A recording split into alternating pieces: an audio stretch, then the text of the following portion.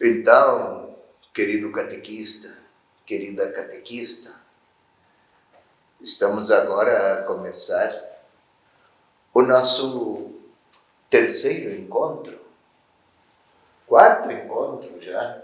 Este é o nosso quarto encontro. No caminho de estudos do Evangelho de Mateus. O primeiro foi aqui, o Messias chegou. Depois aqui começamos a viagem ou os trilhos como imagem ilustrativa do Evangelho de Mateus, para o esquema do Evangelho de Mateus, para a sua estrutura, o modo como o evangelista estruturou a redação de sua obra. Lembra bem? Como se fossem dois trilhos. Num deles, a atuação de Jesus. Num dos trilhos. No outro, os ensinamentos. E assim a locomotiva vai. Aqui, o evangelista começa exatamente com o anúncio. Chegou o Messias.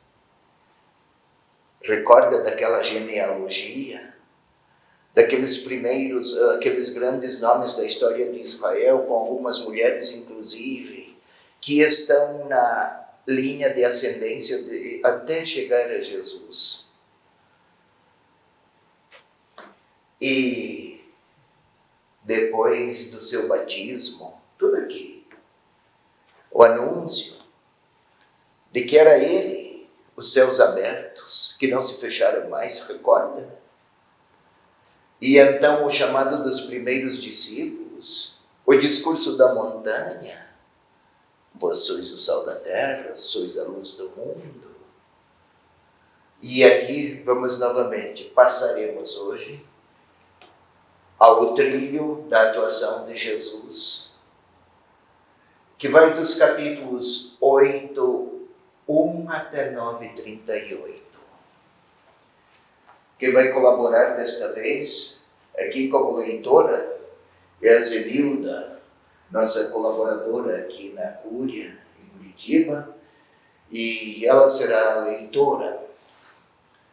Como das outras vezes, eu começo, explico, ela lê quando eu solicitar, você acompanhe aí com a sua Bíblia. Tenha em mãos a sua Bíblia, senão será muito difícil acompanhar. Tenha em mãos a sua Bíblia e nós vamos começar no capítulo 8, versículo 1. Isto é, começar no começo, né? Parece uma redundância, mas vamos começar a partir de 8:1. Você pode ler, filha? Zenilda, 8:1.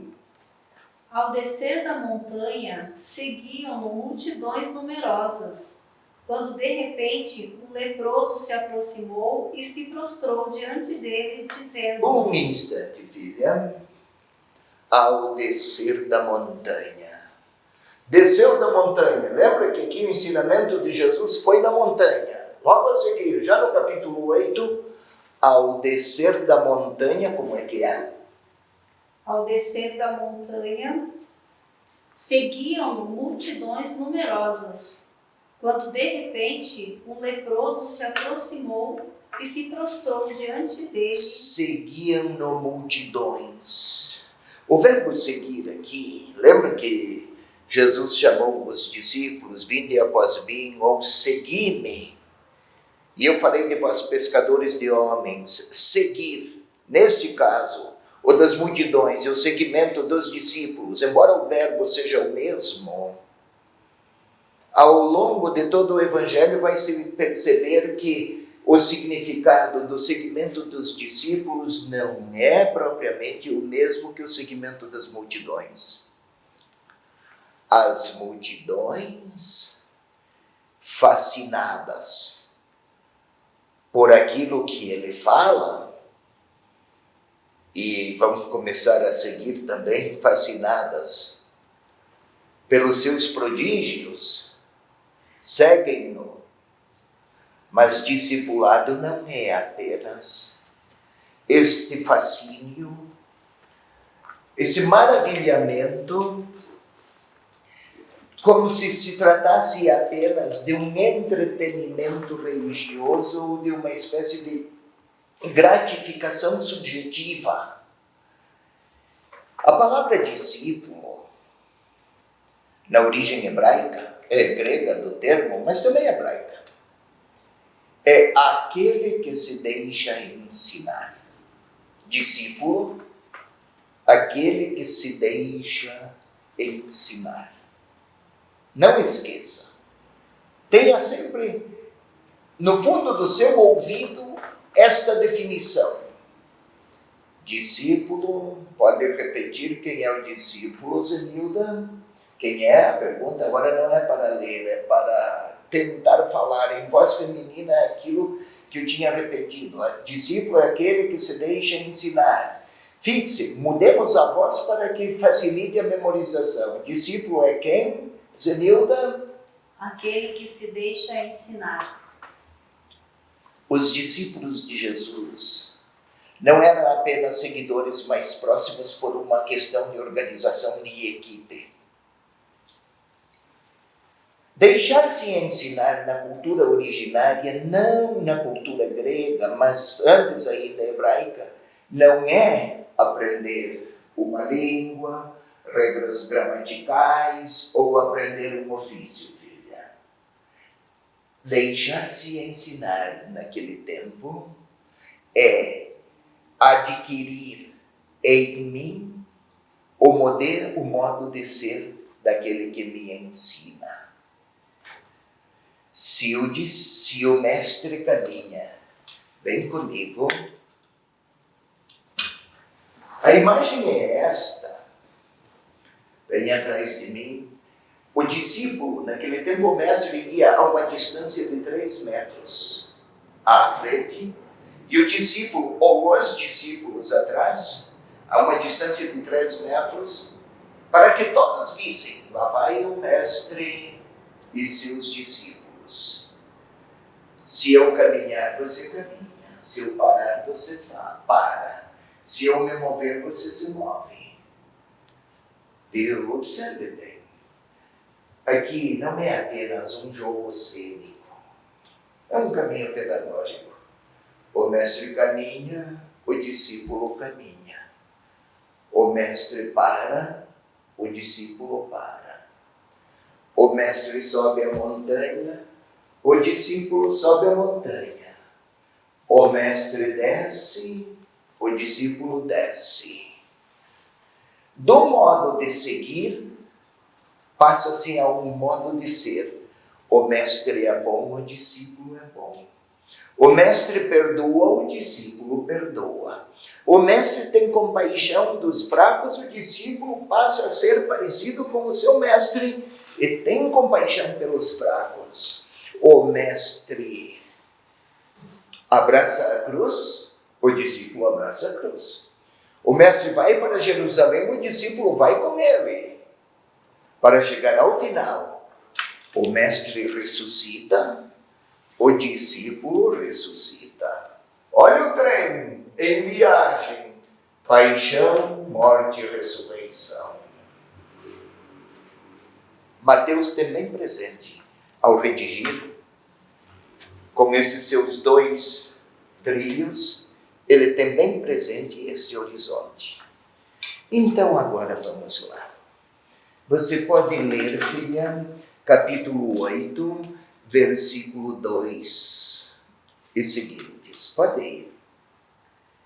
Quando de repente um leproso se aproximou e prostrou diante dele, dizendo: Senhor, se queres, tens poder para purificar-me. Ele estendeu a mão e, tocando-o, disse: Leproso, hoje nós sabemos, é bacilo de Hansen que causa, e aí hanseníase, a doença. Naquele tempo não se sabia nada disso. Desde o tempo do livro do Levítico, se alguém contrai lepra, deve ser afastado. O leproso chegou a isso porque ou ele ou alguém, seu antecedente, pecou de um modo tal que Deus agora está punindo. Ele pune. Deus é justo e Deus pune. Estamos na mentalidade daquela época. Não passa nada sem que seja compensado com alguma forma de punição que compense e equilibre o pecado praticado. E Jesus desceu. Um leproso não podia entrar na cidade. Se passasse uma distância de 5 metros de uma pessoa, ou uma pessoa passasse próximo de um leproso a uma distância inferior a 5 metros, deveria ir ao templo se purificar. É só chegar perto e já está contaminado em termos de pureza cultural. Não pode entrar na sinagoga, ouvir a palavra dos profetas aos sábados. É uma exclusão social implacável. Jesus desceu, as multidões o cercaram e um leproso chegou. Já transgrediu tudo. Eu gostaria que você lesse novamente, por favor, filha, esse versículo aí. É o versículo 2. Quando de repente um leproso se aproximou e se prostrou diante dele, dizendo: Senhor, se queres, tens poder para purificar-me. Purificar, não fala de cura, não era uma doença a ser curada, mas de uma impureza que precisava superar para que ele pudesse entrar na sinagoga, participar da vida social, entrar no templo e participar da vida comunitária. Era alguém excluído. E daí o que foi? O que aconteceu? Ele estendeu a mão e, tocando-o, disse: Um detalhe. Ei, naquele tempo, quem toca comunica o seu espírito à pessoa tocada. Eu quero, toca. Parece apenas um gesto físico. Na realidade, eu quero que entendam todos, a multidão está por perto. Deus não exclui ninguém, nem o leproso. Para que todos saibam que Deus não é aquele que pune, era assim que se pensava. Deus é aquele misericordioso que expliquei no primeiro encontro, no batismo. Os céus abertos, lembra? E não se fecharam mais. Deus é aquele misericordioso, cujo Filho foi enviado, ele vem e toca naqueles que mais precisam de Deus para dizer: você é muito importante diante de Deus. Ser purificado. Ao relatar o que tem logo a seguir, pode dizer? Eu quero ser purificado. Eu quero, é vontade minha. Eu sou o retrato do amor do Pai.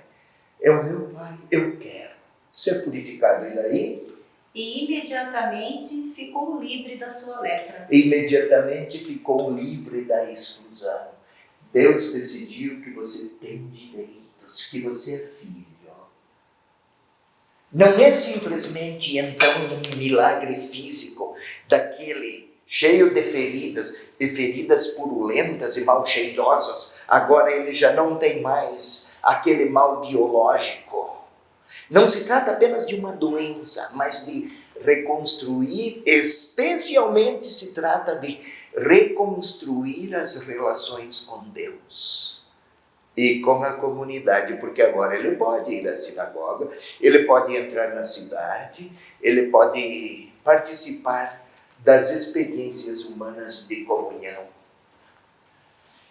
Segue, pois, eu estou me demorando aqui, mas isso que valeu para este leproso, vale para qualquer discípulo, vale para qualquer doente, para qualquer enfermo, para qualquer pessoa que está profundamente envolvido em realidades trágicas e que facilmente se interpretava partindo de perspectivas moralistas. Pecou, punição. Pode ver que aqui não falou nada de conversão. Primeiro a cura, primeiro o perdão. Sabe por quê? Viu, Zenilda? Deixe-me lhe explicar.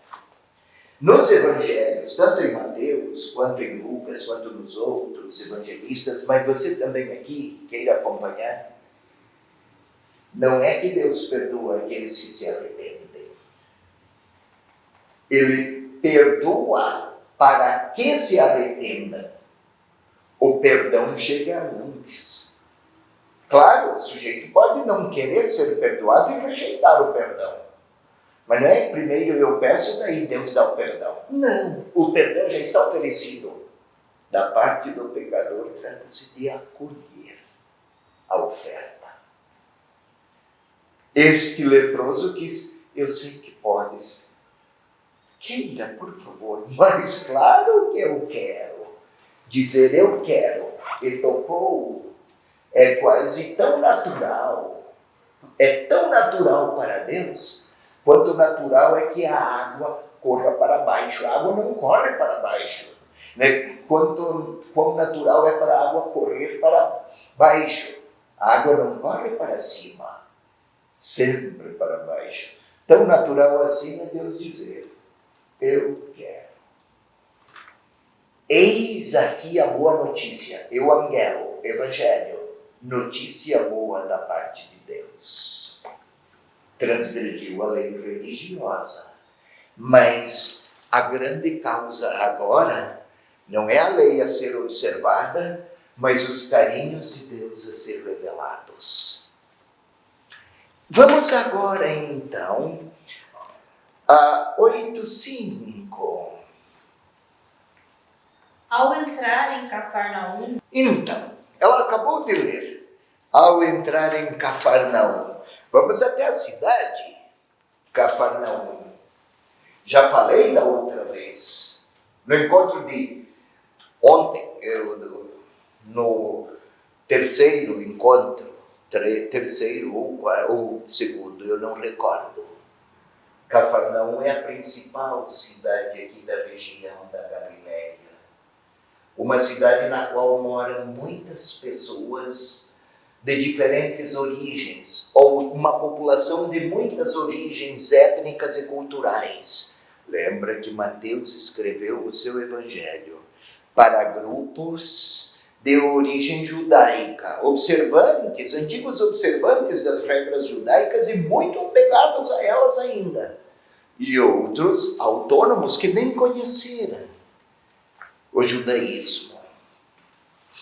Em Cafarnaum, lá está Jesus. Você pode continuar a leitura, filha? Sim. Chegou-se a ele um centurião que o implorava e dizia: Senhor, meu criado está deitado em casa paralítico, sofrendo dores atrozes. Jesus lhe disse: Eu irei curá-lo. Mas o centurião respondeu-lhe: Senhor, não sou digno de receber-te sobre o meu teto. Basta que digas uma palavra e meu criado ficará são. Lembra,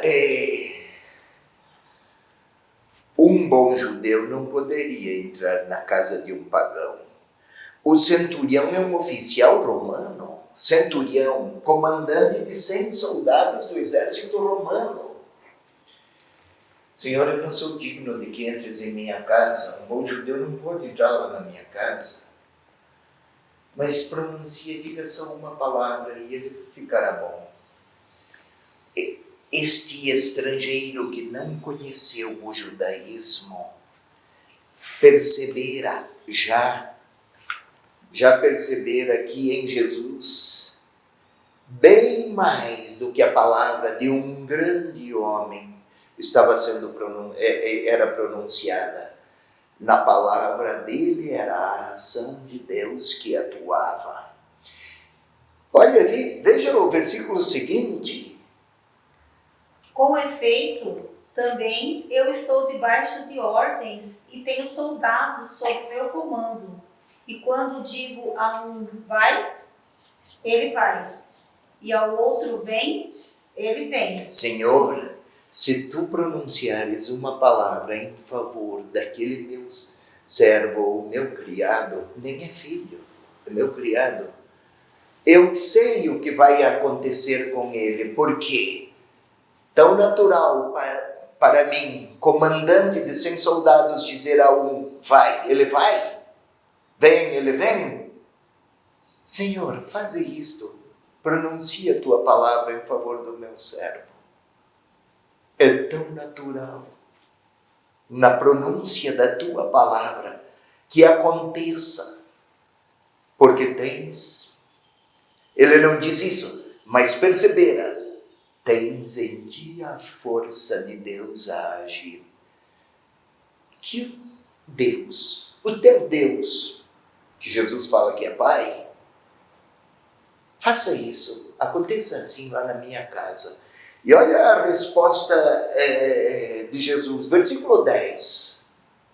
Ouvindo isso, Jesus ficou admirado e disse aos que o seguiam: em verdade vos digo que em Israel não achei ninguém que tivesse tal fé.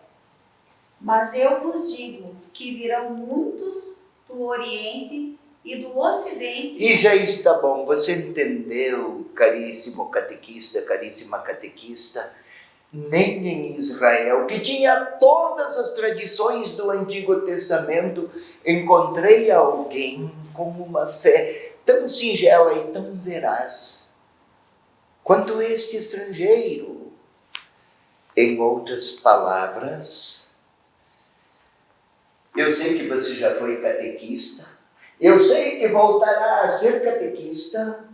Em outras palavras, o que o evangelista pretende do seu leitor não é tanto se procede desta ou daquela tradição cultural e religiosa, judaísmo ou do paganismo, desta ou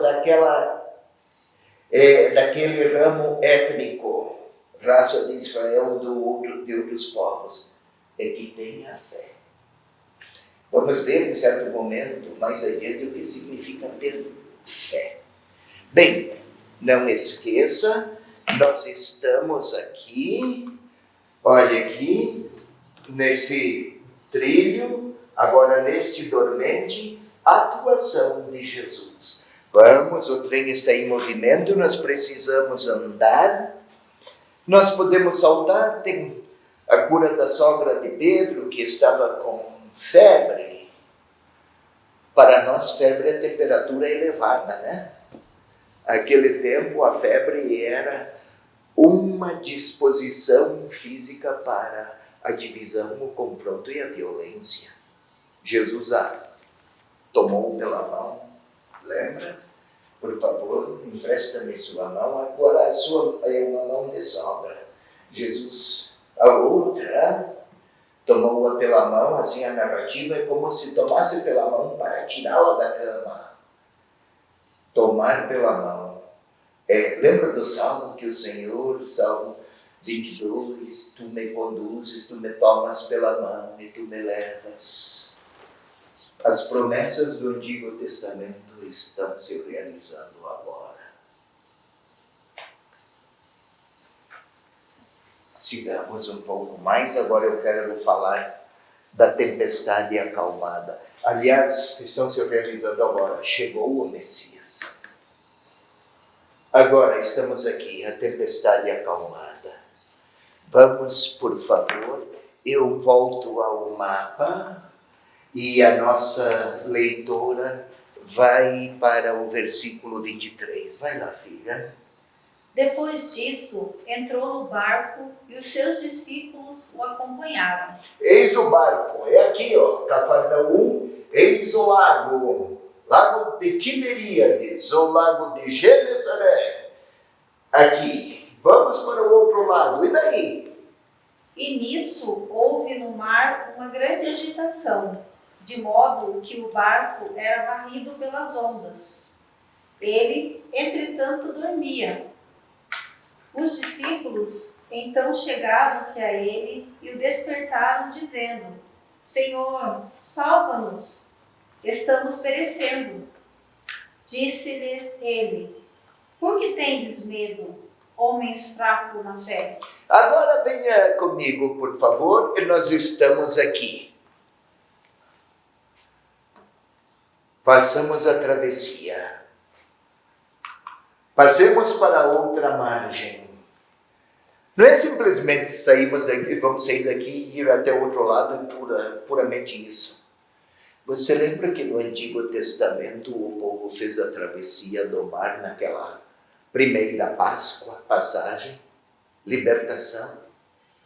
Aqueles discípulos estavam precisando passar para outra margem, fazer sua Páscoa. Discípulo quem é? Ser discípulo é deixar-se ensinar. Não esqueça. Sim. Jesus disse aos discípulos, passemos para outra margem. Façamos também agora uma nova Páscoa. Na travessia sobreveio uma tempestade. As ondas invadiam a barca. Não sei se você recorda, querido catequista, querida catequista, que quando Jesus chamou os primeiros discípulos, vinde após mim e eu farei de vós pescadores de homens. Eu expliquei naquela ocasião que lá no fundo do mar habitavam as potências diabólicas, recorda? Por que eu estou voltando àquilo? Naquele tempo não sabiam qual era a origem dos ventos. Alguém é capaz de frear o vento? Alguém é capaz de frear o movimento do mar? Não.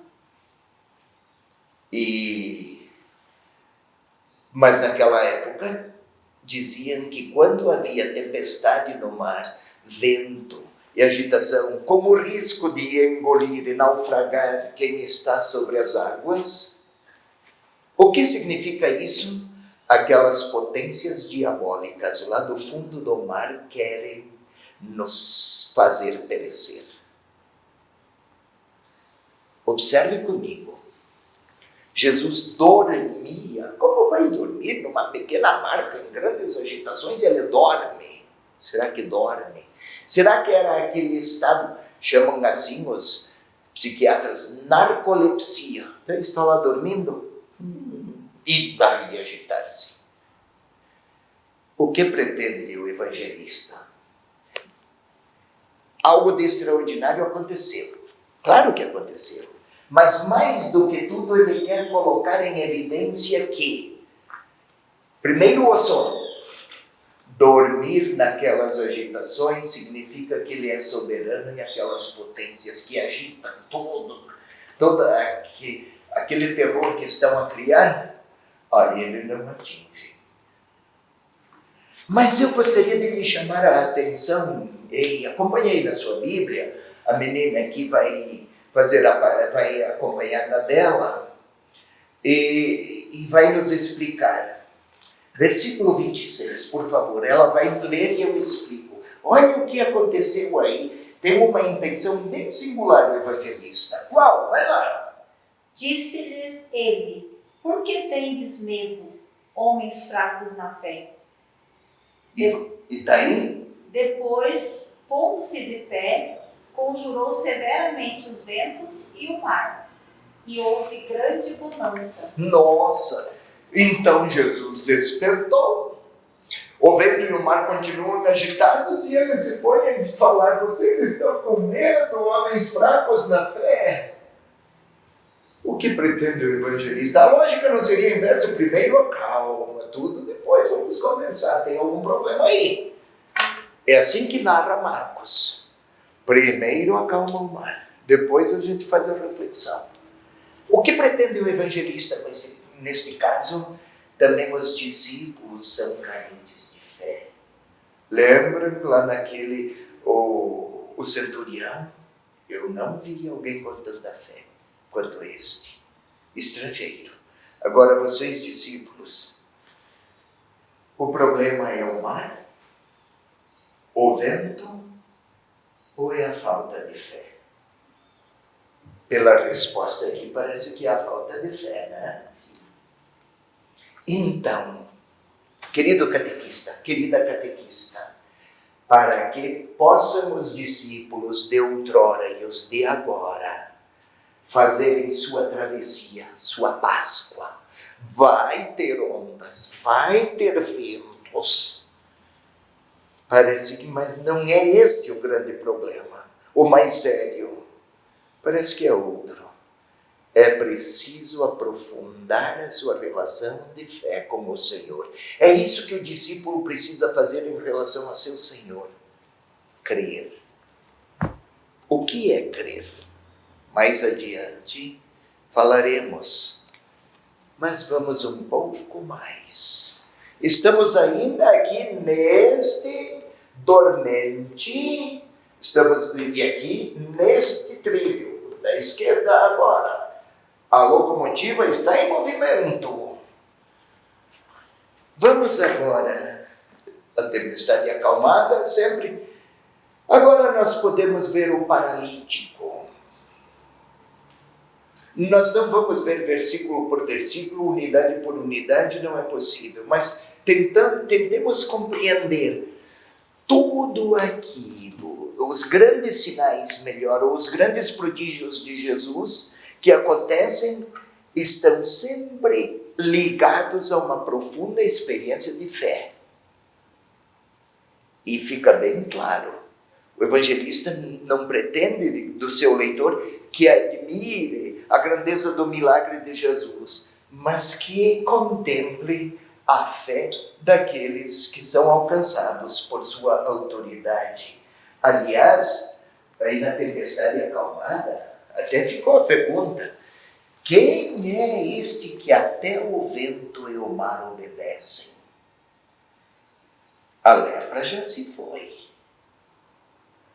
A sogra de Pedro venceu a febre, a agitação, tumulto, contrariedades, desencontros consigo mesma. Agora até o vento e o mar cederam. O que tem aqui? E aqueles que contemplaram tudo aquilo, olharam: quem é esse que até o vento e o mar obedecem?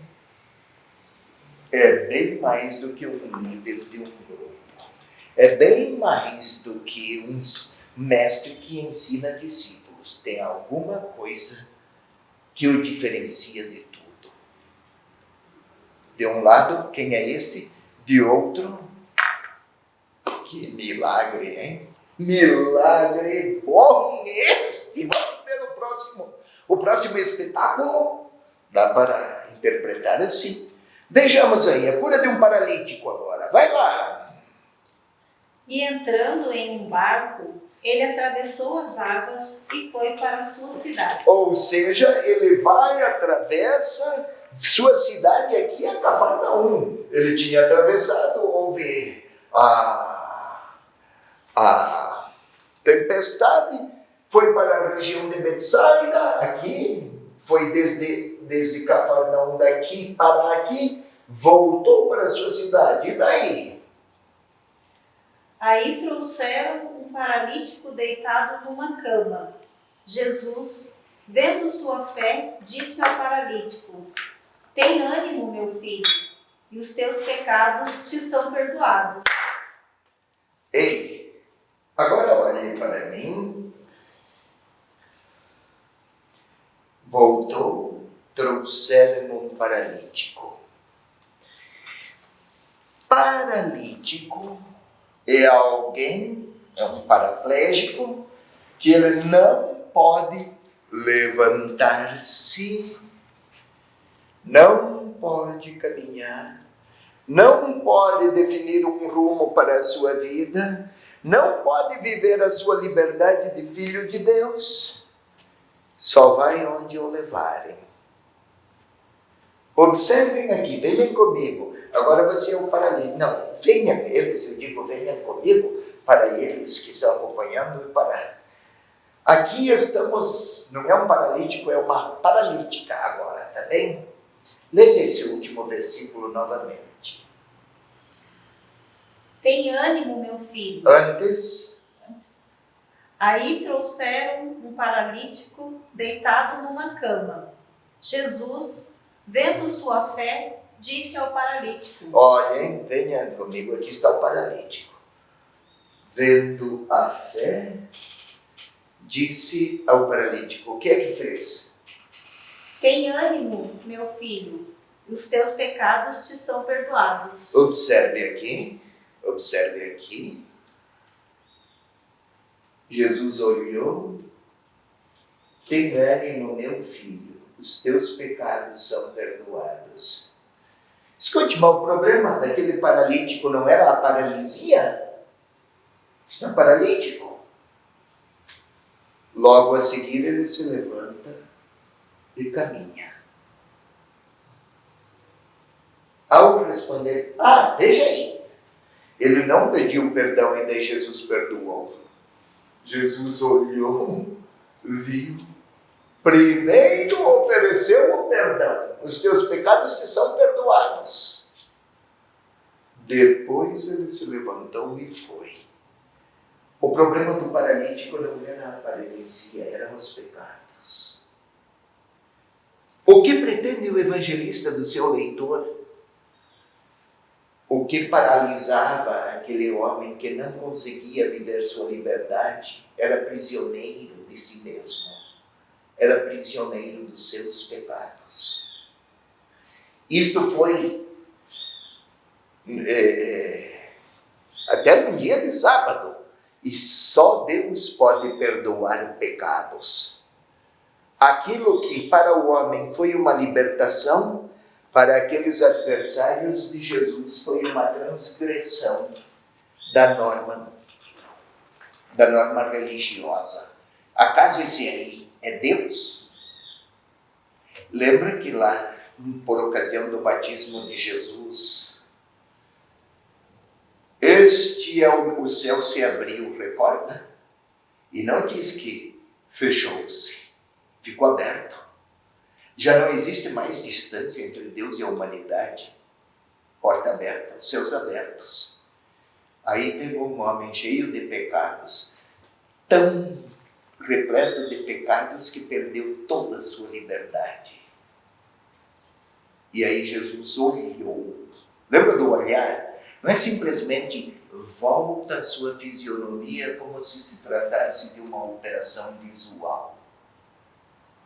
Contemplou profundamente aquele homem, cheio de misérias. Primeira palavra, filho, acolha o perdão. O que pretende o evangelista? Aos seus leitores, de descendência judaica alguns, de descendência pagã outras. Os fariseus que estavam lá e os escribas, ele transgrediu a lei, isso é só Deus que pode fazer pecar, pode perdoar pecados. Mas lembra? Os céus se abriram e estão abertos. Quase tudo o que ele fizer, olhar, tocar, falar, são retratos humanos do céu completamente aberto. Deus se aproximou daquele paralítico, paralisado por suas infidelidades e pecados. Nenhuma palavra de condenação ou de punição. Um olhar afetuoso. Meu filho.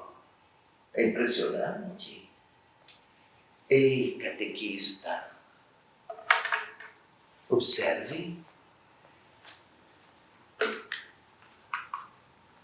Se aqui primeiro ele convidou a segui-lo, eu farei de vós pescadores de homens. E aqui veio o primeiro ensinamento, o discurso da montanha. Bem-aventurados, não diz os bons, bem-aventurados aqueles que acolhem a mensagem. Agora está aqui. A cada passo parece que toca ou olha para alguém e esta pessoa passa a uma nova existência. É como se onde Jesus chega e os discípulos seguem, estão percebendo. O mestre é bom, leva o perdão, o discípulo um belo dia será enviado, pode até ver. Olha aqui o final. Ide por todo o mundo, anunciai o evangelho. É para aqueles discípulos que estão acompanhando. O mestre vai, o discípulo vai. O mestre vem, o discípulo vem. Recorda? O mestre é bom, o discípulo é bom. O mestre, o Senhor, anuncia o perdão, oferece o perdão do discípulo na sua missão, vai levar o perdão. Falei que a comunidade está profundamente dividida. As divisões só se superam lá onde o perdão se torna uma opção e uma escolha. Isso eu estou falando. A refeição com os pecadores é interessante.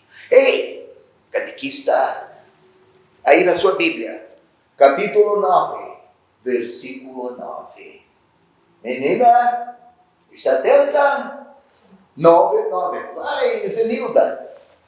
Indo adiante, viu Jesus um homem chamado Mateus, sentado na coletoria de impostos, e disse-lhe: segue-me.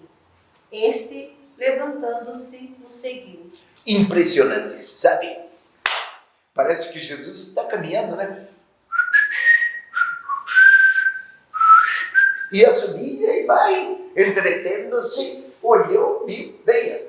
Não é assim. Vamos lá. Viu? O ver é fixar os olhares, a face. Mostrar o rosto. Lembra no Antigo Testamento, Moisés? Mostra-me o teu rosto, Senhor. Agora o Senhor Deus está mostrando o rosto. O seu rosto, através do seu Filho Jesus. Viu, olhou, afeiçoou-se. Vem comigo. Lembra que Mateus é um cobrador de impostos? Publicano. Ele cobrava impostos. Ele, judeu, cobrava impostos dos judeus em favor dos romanos. Traiu o povo. Era detestado por aquela gente.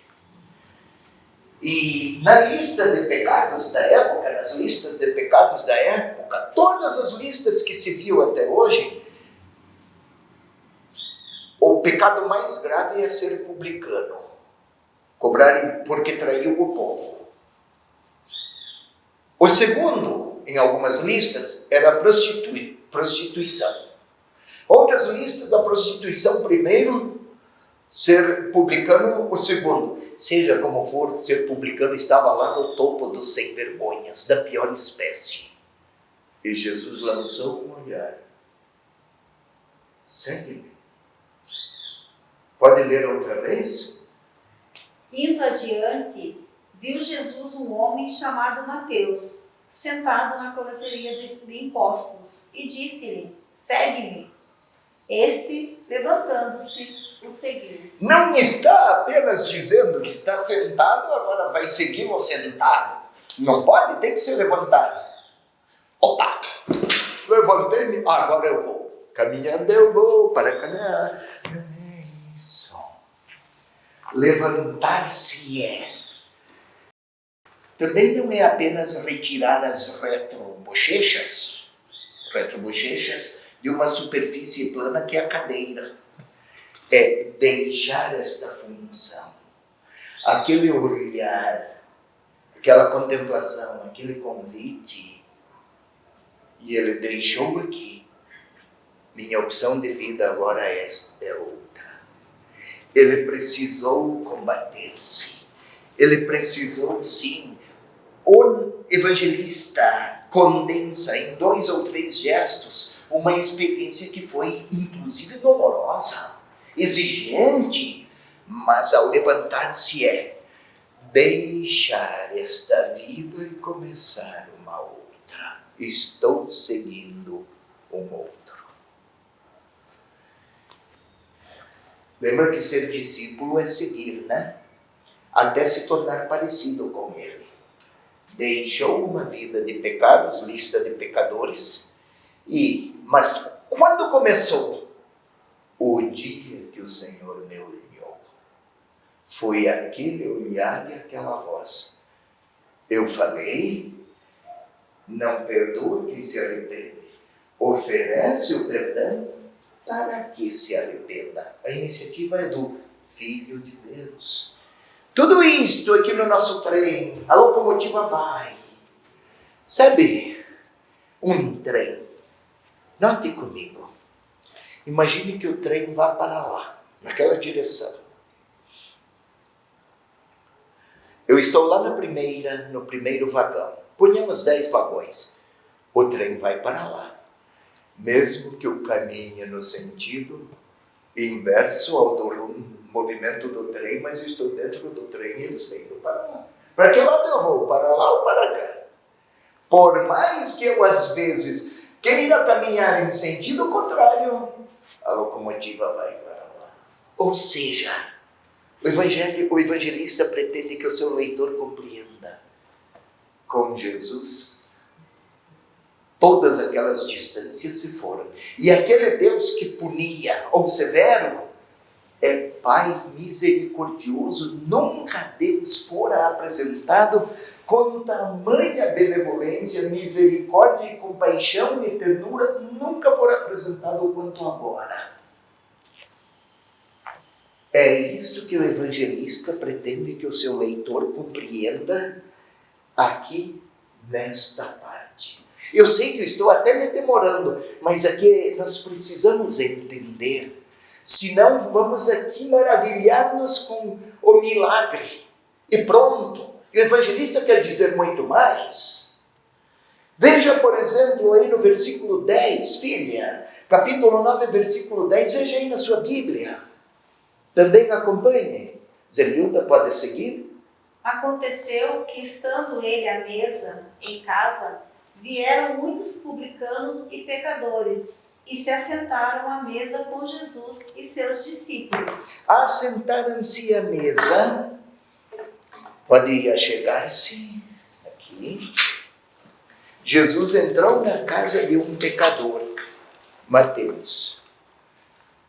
Assentar-se à mesa eu como, você quer? Ela também. Parece que estamos partilhando a mesma comida. Isso para nós. Naquele tempo, quando duas pessoas se punham à mesma mesa, para além do comer e do beber, de agora em diante, eu e você vamos também partilhar a vida. Comunhão de mesa, comunhão de vida. Então Jesus não ofereceu um perdão, como se tratasse de uma realidade de momento. De agora em diante, partilharemos juntos o carinho, partilharemos a vida. Quando a gente lê, pensa que tinha assado uma boa carninha lá na churrasqueira da casa de Mateus, bem gostosa, e estavam comendo juntos. Não, estavam dizendo um ao outro, de agora em diante, somos participantes de uma mesma vida, de um mesmo ideário, de uma mesma experiência partilhada de fé.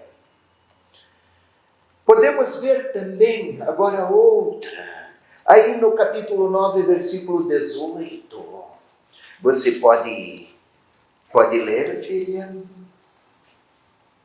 Enquanto Jesus lhes falava sobre essas coisas, veio um chefe e prostrou-se diante dele, dizendo: minha filha acaba de morrer, mas vem e põe a mão e ela viverá. Note, e quando eu falava essas coisas, tudo isso em Cafarnaum. Minha filha morreu. Agora é um chefe da sinagoga, judeu da gema. Já esteve com pagãos. Agora já esteve com pecadores. Já esteve com outras pessoas, de todo tipo. Agora é um chefe da sinagoga, um judeu. Olha o pedido. Você pode ler o pedido novamente, por favor? Minha filha acaba de morrer, mas vem, impõe a mão. Isto, impõe a mão. Se tocar, comunica a vida. Notem, impor a mão, vem tocar. Vamos observar, vai lá. E ela viverá. Levantando-se, Jesus o seguia juntamente com os seus discípulos. Levantou-se, vamos lá. E os discípulos juntos. E por que esse detalhe, né? Para que os discípulos percebam, entendam. Lá no final, vão e levem as boas notícias aos outros. Não é que vão e façam milagres. Vão, mostrem a bondade de Deus para esse povo. Segue. Enquanto ia, certa mulher que sofria de fluxo de sangue, fazia 12 anos, aproximou-se dele por trás e tocou-lhe a orla do manto. Mas a toda hora estão tocando, né? Fluxo de sangue. O que era? Era todos aqueles desequilíbrios do ciclo reprodutivo feminino, ciclo menstrual, e quem estivesse manchado de sangue estava num estado de impureza. Quem lê pensa que a questão é apenas a dinâmica do ciclo reprodutivo, que estava menstruada, vamos falar diretamente. E se estava suja de sangue, olha a feminilidade aqui, e os evangelhos e o próprio Senhor Jesus, o carinho e o respeito pela feminilidade, pelas mulheres. Eram considerados, por estar sujo de sangue, qualquer pessoa. Lembram do bom samaritano que um homem descia de Jerusalém a Jericó e passou um sacerdote. Ele estava sangrando, um sacerdote não pode tocar numa pessoa impura. Passou o levita não pode tocar numa pessoa impura. Aí passou o samaritano tido por sem vergonha e teve compaixão. Também aqui, tocar fica impuro. E ela, impura, teria comunicado sua impureza aos outros. Deveria ir ao templo se purificar. Aqui teve outro rumo. Quem me tocou? E porque dele saiu uma força. Eu gostaria que você acompanhasse aí na sua Bíblia, por favor. Então, estamos aí.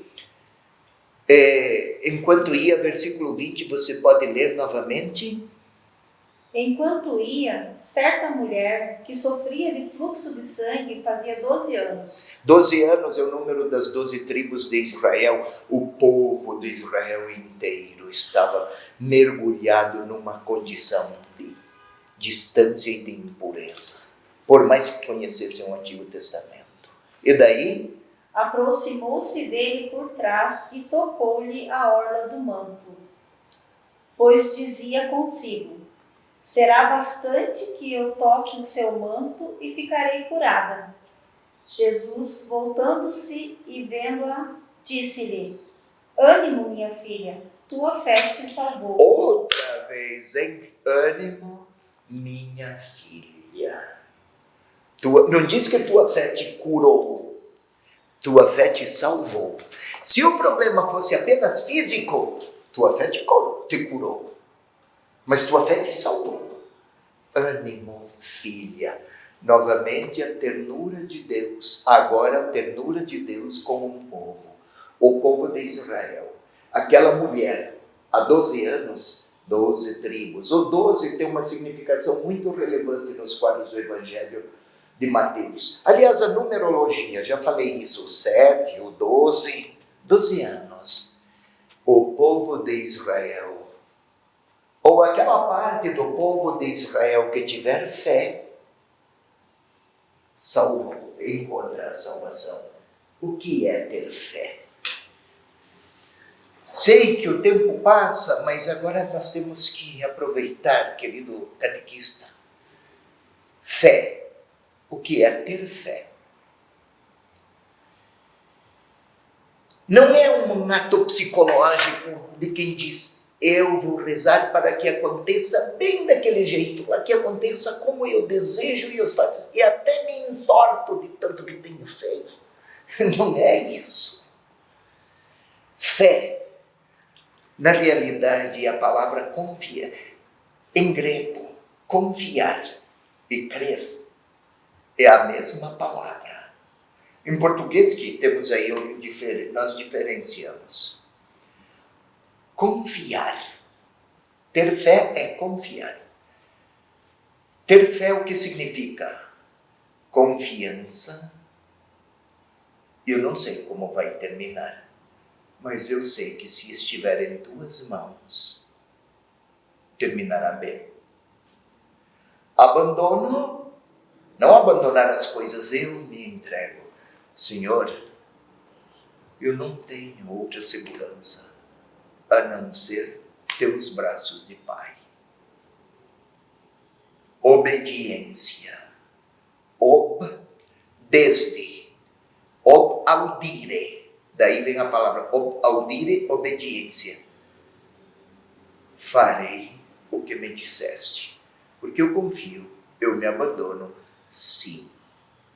Não sei como será o futuro, mas sei que estás comigo. Não esqueça, Zenilda, fé, confiança, que mais? Abandono, obediência. Agora fala você, fé, confiança, abandono e obediência. Tua fé te salvou. Dá até para fazer um estribilho.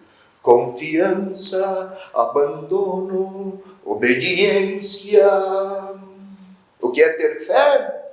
Confiança, abandono, obediência.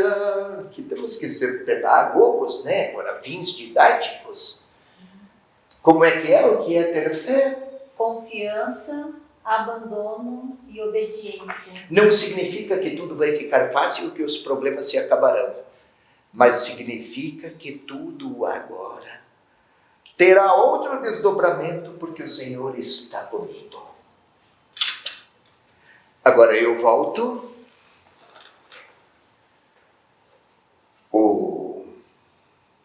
O nosso querido leproso, o paralítico, nós passamos aí, por razões de tempo, o cego, os endemoniados, pessoas com graves problemas psíquicos e de grandes desequilíbrios, o vento e o mar, a hemorroíça,